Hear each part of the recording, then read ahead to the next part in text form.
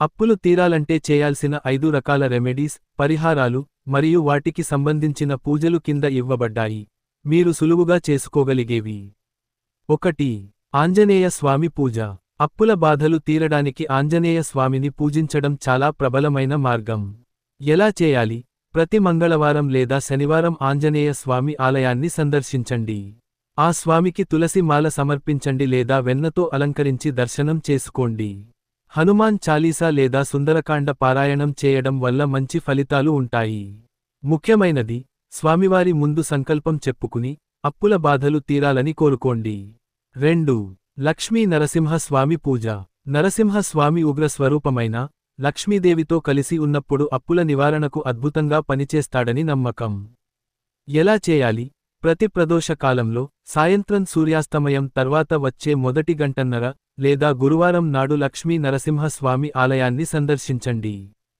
స్వామివారికి పానకం లేదా బెల్లం నైవేద్యంగా సమర్పించండి. లక్ష్మీ నరసింహ కరావలంబ స్తోత్రం పఠించడం వల్ల త్వరగా అప్పులు తీరుతాయి. ముఖ్యమైనది, పూజ చేసేటప్పుడు మీ అప్పులు తీరి, ఆర్థిక స్థితి మెరుగుపడాలని మనస్ఫూర్తిగా కోరుకోండి. 3. కుబేర దీపారాధన, ధనలక్ష్మి పూజ. ఆర్థిక కష్టాలు, అప్పులు తీరాలంటే ధనలక్ష్మి అనుగ్రహం చాలా అవసరం. ఎలా చేయాలి? ప్రతి శుక్రవారం లేదా అమావాస్య రోజున సాయంత్రం మీ ఇంటి పూజా గదిలో కుబేర దీపాన్ని, మట్టి ప్రమిద వెలిగించండి. దీనికి 5 ఒత్తులు వాడి, ఆవు నెయ్యితో వెలిగించండి. ధనలక్ష్మి అష్టోత్తరం లేదా శ్రీ సూక్తం పఠించండి. ముఖ్యమైనది, మీరు డబ్బును జాగ్రత్తగా ఖర్చు చేయాలనే సంకల్పంతో ఈ పూజ చేయండి. 4. విష్ణు సహస్రనామ పారాయణం.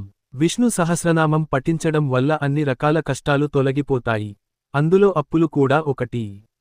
ఎలా చేయాలి?